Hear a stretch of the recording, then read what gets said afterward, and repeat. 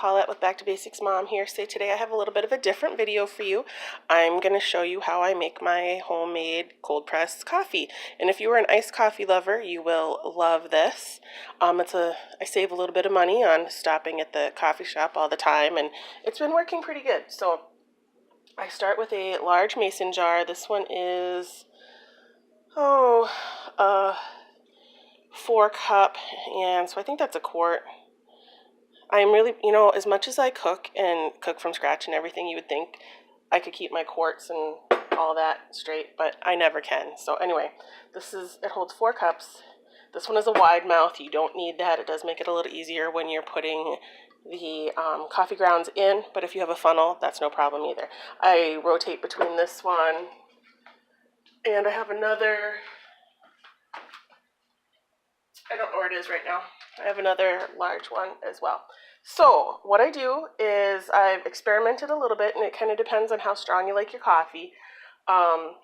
First off, I have found a French roast. I don't know, my lighting's kind of weird today. Put that back over there maybe. That is a French roast from Aldi. I like the French roast the best so far. I've also done a French roast from Cameron's Coffee that I really liked. The Wide Awake Seattle Dark was a little too strong for me personally. So for me, I found I like the French roast the best. So, and then I use a half a cup of coffee grounds, and I just put the half a cup of coffee grounds in the jar, and then I fill it the rest of the way up with water, put the cover on, shake it up. I let it sit on my counter for a few hours, and then I put it in the fridge. And then if I think about it, like when I'm going in and out of the fridge, I'll just give it a shake. You don't need to. It just helps the grounds move around and whatever. And 24 hours is best. I think this one's been sitting in there for a little over 24 hours. But then you drain off the grounds. I do use a coffee filter. I just buy the cheapest of the cheap from your local store. And then any kind of a colander will do. I used to sell Pampered Chef, so I have all this stuff. So I tried using just this fine mesh, and it wasn't fine enough, so that's why I use it with the filter. And then any kind of colander sitting on a bowl so it can drain, and it usually drains pretty fast.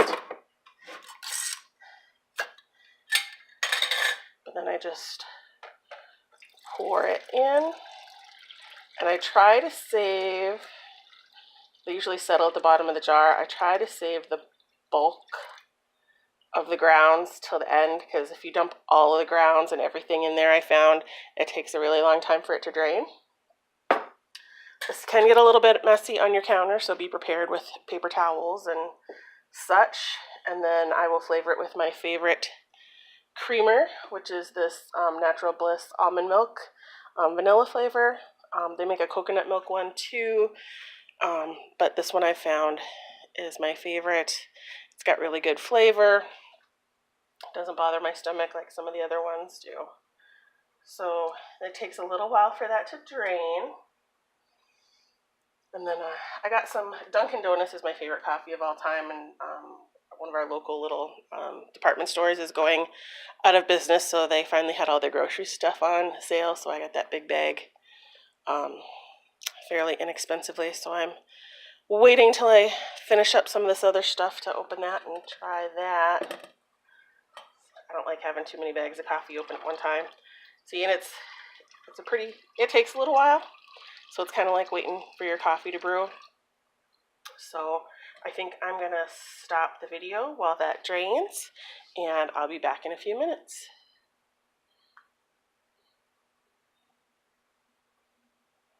Okay, we're about done. It's about drained through. So then I'm just going to set this aside in my sink to finish dripping just a little bit. And then also I have rinsed my jar that had the stuff in it originally, and I know it looks yucky right now, but I don't like to dump all the grounds that are left in here down the sink, so I rinse it with some water, and then I just pour it through that colander again. So I'm not rinsing quite so many grounds down my sink. And if you're a gardener, you compost or whatever. Coffee grounds are great for that. So then you're left with this bowl of yummy coffee. And so then I just pour it into another jar. And that's how I store it in the fridge.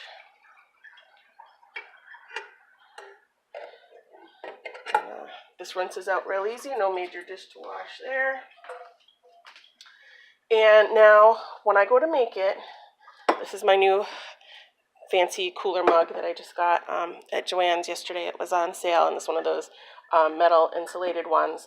So this makes quite a bit more than my other cups I used to have. So this will be winging it a little bit. And when you make this the first time, you're going to have to guesstimate a little bit to get the coffee to your taste. But I don't know, I fill up my cup about, it's already got ice up to about here.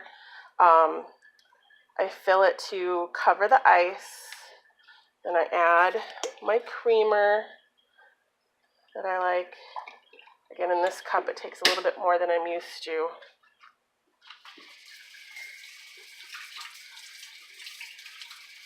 Or you can just, if you want it, like my favorite from the coffee shop is a caramel cold press, you would add just plain caramel. I'm about out, but oops, I bumped you completely. I have this Torriani caramel sauce. I get that at the coffee shop. So you can see that. But I'm almost out, so I'm not going to put that in there today. It makes a lot of noise. Stir it up, give it a taste. It's a little strong, so I am going to add some water because that coffee is so concentrated. Which, you know, this doesn't seem like a lot, but then when you think about it, you got to add, don't add so much water that it's perfect, because your ice is going to melt. So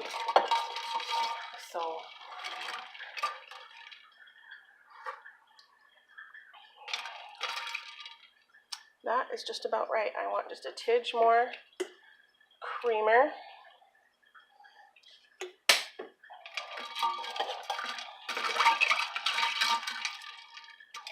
I always taste. That's perfect. All right. So that is pretty much it. Soak your grounds, drain your grounds, mix up your coffee to your liking, and you are ready to roll. So thank you so much for stopping by today. Sorry my lighting's a little bit bad up in my kitchen here. It used to be worse before my husband put in this LED lighting under the counter, and it's kind of a cloudy day today. So I appreciate you stopping by. Find something crafty to do. If you like this video, please give me a thumbs up, and I'd love it if you'd hit subscribe. And YouTube has added a new thing. If you want notifications when I post new videos, there's a little bell down there too, and you can click on that and you'll get notifications. So have a great day. See you later. Bye-bye. So I forgot to tell you that when I am done making my filtering the cold press coffee and, you know, getting it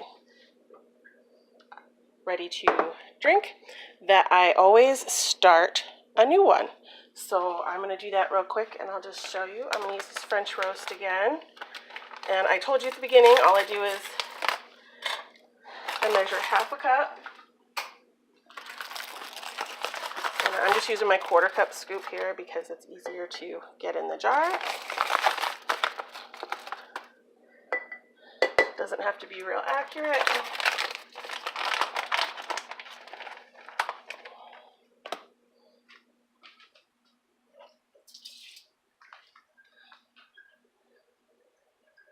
And then just add your water till it fills it to the top. Not like exactly to the top, but pretty close. And there we go. Give it a shake. And then I'll let it sit there for a while. I'll shake it a couple of times during the day. And that's about it. And then tomorrow, when this one's probably gone, that one will be ready to go. If you watch the Pioneer Woman at all or follow her blog, Ree Drummond, she showed how to make this in a giant batch.